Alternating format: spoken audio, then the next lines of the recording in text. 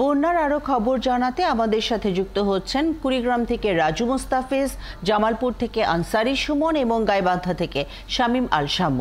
প্রথমেই জানবো কুড়িগ্রামের খবর। রাজু, কুড়িগ্রামে নতুন করে কোন কোন এলাকা প্লাবিত হয়েছে জানাবেন এবং কত মানুষ পানিবন্দী এবং কোন রকম ত্রাণ সহায়তা পেয়েছে কিনা?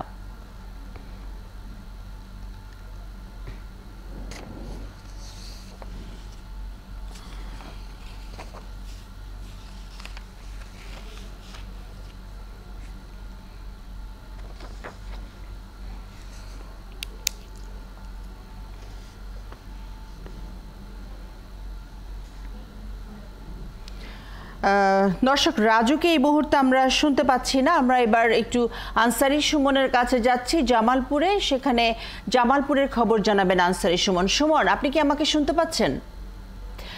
সুমন, জামালপুরে তো আমরা যতটা জানি যে পানি কমছে, কিন্তু দুর্গত এলাকায় দুর্ভোগ কেমন দেখা দিয়েছে এবং দুর্গতরা ঠিক মতন ত্রাণ সহায়তা পাচ্ছেন কিনা? ধন্যবাদ ফারজানা। মূলত যমুনার পানি গত 12 ঘন্টায় বৃদ্ধি পায়নি, কিন্তু এখনো বিপদ সীমার 93 সেন্টিমিটার উপর দিয়ে প্রবাহিত হচ্ছে। জামালপুরের 4টি উপজেলার 23টি ইউনিয়ন বন্যা কবলিত এবং যমুনার পানি বিভিন্ন এলাকায় ছড়িয়ে পড়ছে। মূলত পানি বৃদ্ধির সাথে সাথে বিভিন্ন ছোট ছোট নদী নালা, খাল বিল দিয়ে পানি দ্রুত ছড়িয়ে পড়ে এবং বিস্তীর্ণ এলাকা প্লাবিত হয়ে যায়। এখনো পানি ছড়াচ্ছে এবং এই 23টি ইউনিয়নের বাইরেও আরো বেশ কিছু অঞ্চল এখন বন্যার পানিতে তলিয়ে গেছে। এই মুহূর্তে জামালপুরে প্রায় 1 লক্ষ মানুষ বন্যা কবলিত হয়ে পড়েছে এবং বহু রাস্তাঘাট ডুবে যাওয়ায় যোগাযোগ ব্যবস্থা বিচ্ছিন্ন হয়ে পড়ছে বহু মানুষ। যদি আপনাকে আমি দুর্ভোগের বিষয়টি জানাতে চাই, আমি আজকে সারাদিন ইসলামপুরের বিভিন্ন এলাকা ঘুরে দেখেছি, বানবাসীদের সাথে কথা বলেছি। তারা যেটি বলছেন, গত কয়েকদিনের বন্যায় তাদের ঘরবাড়ি থেকে বের হতে পারছেন না, তাদের রাস্তাঘাট পানিতে তলিয়ে আছে, হাট বাজার করতে পারছেন না, বিশেষ করে তারা রান্না করা খাবার খেতে পারছেন না, শুকনো খাবার খেয়ে আছেন। এবং সরকারি ত্রাণ সহায়তা যেটি জেলা প্রশাসনের পক্ষ থেকে বলা হচ্ছে যে জেলায় 300 মেট্রিক টন চাল বরাদ্দ দেওয়া হয়েছে এবং 4000 প্যাকেট শুকনো খাবার বরাদ্দ দেওয়া হয়েছে, কিন্তু বানবাসী বেশিরভাগ মানুষই বলছেন তাদের কাছে এই পর্যন্ত ত্রাণ সহায়তা পৌঁছেননি। তাদের যে নিত্যদিনের দুর্ভোগ সেটি প্রতিদিনই বাড়ছে এবং তারা গৃহপালিত যে গরু ছাগল আছে সেটি নিয়ে সবচেয়ে বড় বিপাকে পড়েছে, কারণ গরু ছাগলের খাবার নেই, শিশু খাদ্য নেই, তারা রান্না করা খাবার খেতে পারছেন না এবং তাদের যে চলাফেরার যে পথগুলো সেগুলো পানিতে তলিয়ে আছে। এই অবস্থায় আসলে মূলত তাদের যে সহায়তার প্রয়োজন, যে পরিমাণ সহায়তার প্রয়োজন, সে পরিমাণ সহায়তা প্রশাসনের পক্ষ থেকে তারা পাচ্ছেন না। তবে জেলা প্রশাসনের পক্ষ থেকে, উপজেলা প্রশাসনের পক্ষ থেকে বলা হচ্ছে তারা সর্বোচ্চ চেষ্টা করছেন বানবাসীদের সহায়তার জন্য। আমি যদি আপনাকে আরেকটু জানাই, দেওয়ানগঞ্জ এবং ইসলামপুরের বেশ কয়েকটি আশ্রয় কেন্দ্রে ইতিমধ্যেই কিছু বানবাসী মানুষ আশ্রয় নিয়েছেন। জেলা প্রশাসনের পক্ষ থেকে তাদের শুকনো খাবার দেওয়া হয়েছে এবং রান্না করা খাবার দেওয়া হয়েছে, কিন্তু প্রকৃত যারা দুর্গত এলাকায় আছেন তাদের সবার কাছে এই মুহূর্তে ত্রাণ সামগ্রী না পৌঁছায় তাদের দুর্ভোগটা বেড়েছে।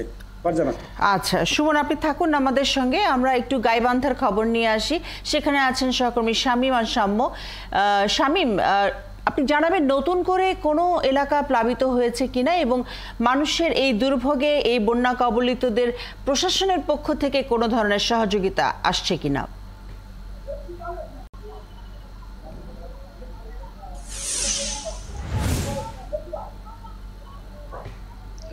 ধন্যবাদ ফারজানা।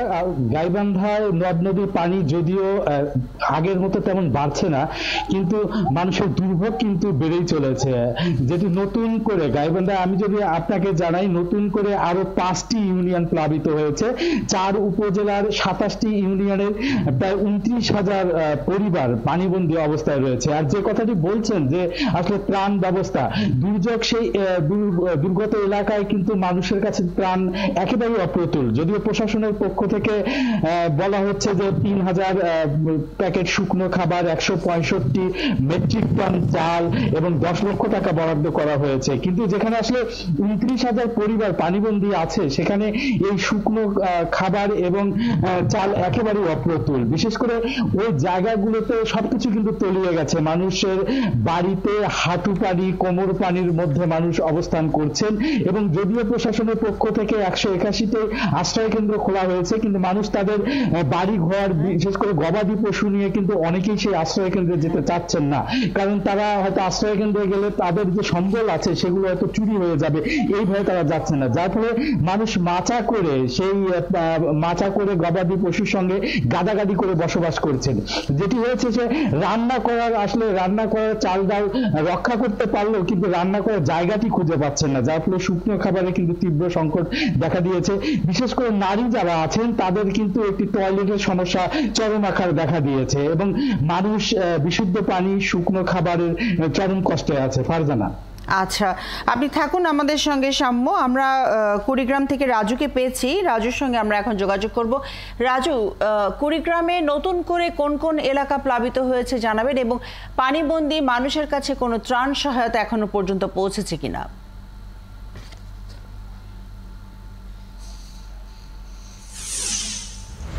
ফারজানা, আপনাকে ধন্যবাদ। আসলে আপনি এই মুহূর্তে দেখতে পাচ্ছেন যে আমি এখনো পানির যে নিচে এখনো দাঁড়িয়ে এই লাইভ দিচ্ছি।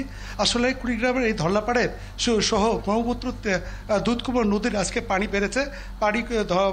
ব্রহ্মপুত্রের পানি 78 সেন্টিমিটার চিলমারি পয়েন্টে এবং 68 সেন্টিমিটার নুনখাওয়া পয়েন্টে এবং দুধকুমার নদীর 20 সেন্টিমিটার বিপদসীমার উপর দিয়ে প্রবাহিত হচ্ছে। এই যে আমি যে জায়গাটা দাঁড়িয়ে আছি এটি একটি উত্তর নওদাবশ গ্রাম। এই গ্রামে মানুষ যে এখন ঘরবাড়িতে পানির নিচে তলিয়ে রয়েছে, তারা প্রায় এক প্রকার বন্দি জীবন কাটাচ্ছে এবং তাদের চরম দুর্ভোগ হয়েছে খাদ্য কষ্টের, কারণ এখানকার অধিকাংশ মানুষ শ্রমের উপর পুরোপুরি নির্ভরশীল। কারণ এই এলাকাটি হচ্ছে সবজির একটি অঞ্চল এবং সবজি ক্ষেত রয়েছে এবং এই সবজি ক্ষেতের উপরে এখানকার মানুষ, যেহেতু তাদের সবজি ক্ষেতগুলো পুরোপুরি এখন পানির নিচে তলিয়ে রয়েছে।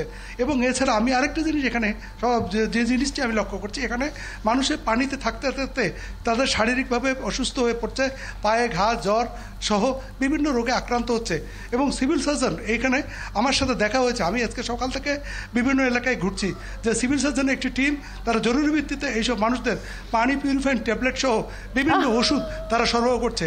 আর খাদ্যের যদি কথা বলি, জেলা প্রশাসন আমাকে বলেছে যে গতকাল থেকে তারা আরও বেশি খাদ্য দিয়েছে, প্রায় 5000 মানুষের মাঝে খাদ্য দিয়েছে এবং আরও দেওয়ার চিন্তা করছে তারা, যে প্রতি পর্যায়ক্রমে বিভিন্ন উপজেলায় তারা বরাদ্দ দিয়ে যাচ্ছে।